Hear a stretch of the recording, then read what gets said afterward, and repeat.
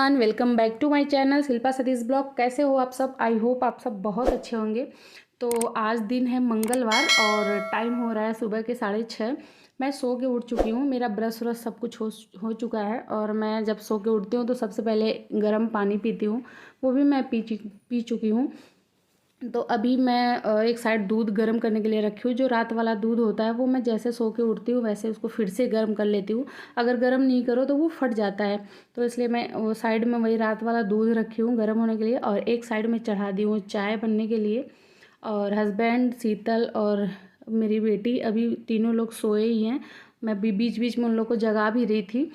और मुझे समझ में नहीं आ रहा था कि मतलब आज नाश्ते में ऐसा क्या बनाऊँ, तो कुछ समझ में नहीं आया। तो मैं सोची चलो मैगी बना देते, हल्का फुल्का मैगी और चाय खा लेंगे, क्योंकि आज हस्बैंड का ऑफिस भी 11:30 बजे से था। तो इसीलिए मैं सोची कि मैगी ही बना देते, क्योंकि 11:30 बजे वो रोटी सब्जी कुछ खा के चले जाएंगे और लंच भी लेके चले जाएंगे।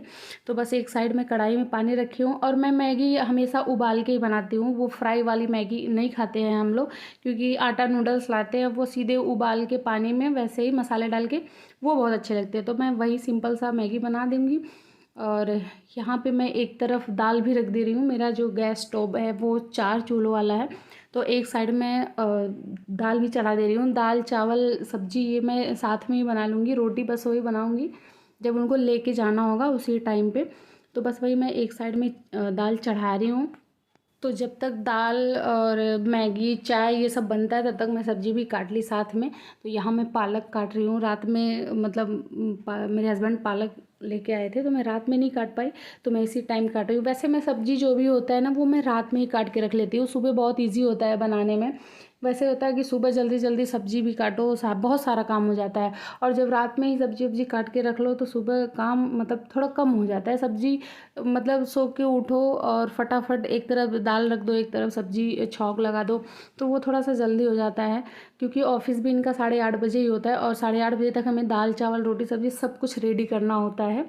तो यहाँ चाय और मैगी रेडी हो गई थी, तो वो मैं डाइनिंग टेबल पे लगा रही थी। और देखिए यहाँ हस्बैंड नीचे ही बैठे हैं पैर फैला के, तो मैं सबको वहाँ पे ले जाके दे रही थी खाने के लिए। इसके बाद जैसे ही हमारा नाश्ता हो जाता है मैं फिर से वापस आ जाती हूँ किचन में, और अब मैं छौंक लगाने जा रही हूँ सब्जी का। तो यहाँ मैं देखिए तेल गरम हो गया, इसमें डाली हूँ खूब सारा लहसुन और खूब सारी हरी मिर्च।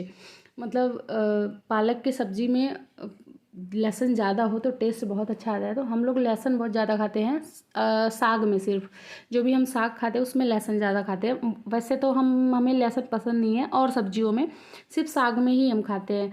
तो यहाँ ये तड़का रेडी हो गया था, उसमें आलू डाल दिया। आलू भी मोटा मोटा काट के डाले थे, क्योंकि पालक वालक के साथ मोटे आलू ही सही रहता है। अब इसमें हम पालक डाल देंगे और इससे अच्छे से चलाएंगे। उसके बाद हम एक प्लेट से सब्जी को ढक देंगे पकने के लिए।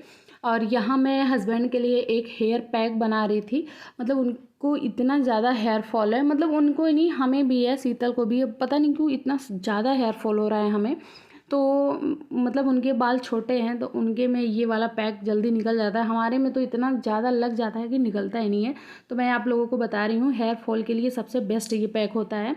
तो रात में ना 1 चम्मच मेथी दाना, 1 चम्मच अरवा चावल और 1 चम्मच काली मंगरेल, तीनों को भिगो के रात भर के लिए छोड़ दे। सुबह जब अच्छे से वो फूल जाए तो उसे मिक्सर जार में डाल के अच्छे से उसका एक पेस्ट बना ले। वो एकदम अच्छे से तो पिसता नहीं है, चावल एकदम बढ़िया से नहीं पिसता, लेकिन उसको एकदम बढ़िया से ही पीसे, एकदम उसका पेस्ट बन जाए। और जो वो भिगो के रखा हुआ पानी होता है ना, फिर वापस वही पानी डाल के उसको घोल के फिर बालों में लगाएं।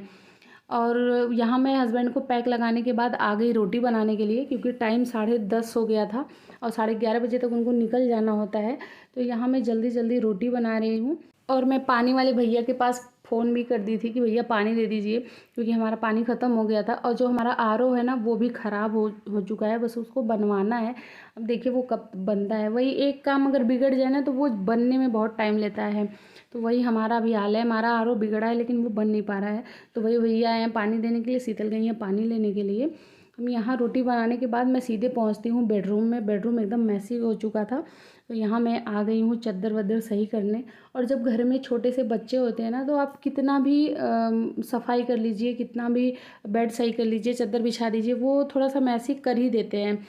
तो यही हाल मेरी बेटी का भी है, जो बेडरूम में है और हॉल में भी जो है मतलब चद्दर हर जगह का वो हटा देती है, गद्दे उठा देती है। पहले हमारे पास एक डबल बेड था और एक सिंगल बेड था। तो जो डबल बेड है वो तो अभी हम हॉल में डाल रखे हैं, लेकिन जो हमारा सिंगल बेड है वो हम मतलब बेच दिए उसको। तो ये जो गद्दा है ये पहले हम सिंगल बेड पे डाल रखे थे और अभी हम इसको इस वाले बेड पे डाले हैं। तो ये बेड डबल बेड है, तो इस पे ये थोड़ा सा पतला पड़ता है। तो साइड में हम एक और मतलब दरी टाइप थोड़ा है वो हम डबल करके डाल दिए हैं, तो दोनों बराबर हो जाता है। अभी इस बेड के लिए हम गद्दा नहीं लिए, हो सकता है मतलब जल्दी ही ले लें, 1-2 महीने के अंदर हम इस बेड के लिए भी गद्दा ले लें। और ये देखो, ये कोने में जो दिख रहा है ना, ये फ्लावर पार्ट्स हैं, इसके फ्लावर नहीं है। अभी इसके फ्लावर भी लाने हैं हमें अच्छे से डेकोरेट करने के लिए। और भी फ्लावर पार्ट्स हैं, थोड़े बड़े वाले भी हैं और 1-2 कांच के भी हैं। तो वो हमें डर लगता है कहीं पे रखने में कि मतलब हम कहाँ इसको डेकोरेट करें। जगह तो है 1-2 जगह रखने के लिए, लेकिन बच्चा है ना, अगर वो गिरा देगा तो वो टूट जाएगा। इसी वजह से हम कहीं लगाए नहीं। और ये भी जो है ना, ये भी चीनी मिट्टी का है, तो ये भी गिर के टूटने का डर है, इसलिए हम इसको साइड में ही रखे हैं। वहाँ पे आद्या बेबी जाती नहीं है। तो यहाँ कल रात का हम लोग मतलब जो कपड़े हमारे थे, कल रात में बहुत ज़्यादा वीकनेस महसूस हो रही थी हमें भी, शीतल को भी। तो हम कोई काम कल शाम को नहीं किए। तो बस शीतल वही कल रात वाले सारे कपड़े फोल्ड कर रही थी बैठ के, और मैं यहाँ झाड़ू लगा रही हूँ। हस्बैंड भी बालकनी में कुछ थोड़ी सर सफाई कर रहे थे। बालकनी में हम गमले उमले लगा रखे हैं, तो वो वहाँ पे मिट्टी विट्टी डाल रहे थे, मतलब बाहर की ही सफाई वो कर रहे थे। तो यहाँ झाड़ू लगाने के बाद मैं सीधे आ गई हूँ किचन में हस्बैंड का लंच पैक करने के लिए। वो नहाने चले गए हैं और टाइम हो गया है 11:15। यहाँ मैं काट रही हूँ उनके लिए सेब और मूली और खीरा। और मूली खीरा तो इस टाइम हमारे घर में कोई खा ही नहीं रहा है, क्योंकि सबको फीवर खांसी ये चीज़ है। लेकिन हस्बैंड भगवान की दया से अभी ठीक है, तो हम उनके लिए ये लंच में रेडी की हूँ।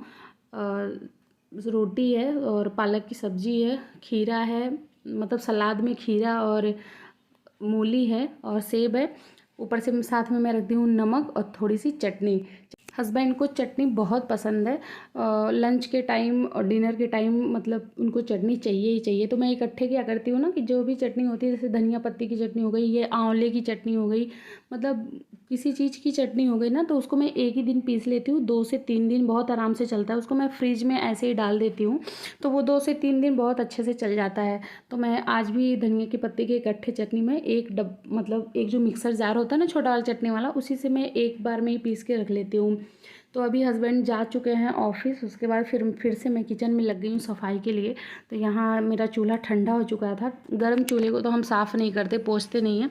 तो यहाँ एकदम ये ठंडा हो चुका था, तो बस इसकी सफाई कर रहे हैं। उसके बाद थोड़े से बर्तन पड़े थे, बर्तन तो मैं एक बार और धो चुकी थी। ये तो दोबारा थे, जो अभी हस्बैंड खा के गए हैं। और आटे वाला जो परात है वो सब धोना है, बस वही मैं थोड़े से बर्तन हैं वो भी धो लूँगी। उसके बाद किचन बहुत गंदा हो चुका था, क्योंकि हमारा 1 हफ्ते से तो तबीयत ही ख़राब था, मतलब मेरा, शीतल का, बाबू का। इसकी वजह से ना किचन की सफाई हो पाई थी, ना घर की कोई सफाई नहीं थी।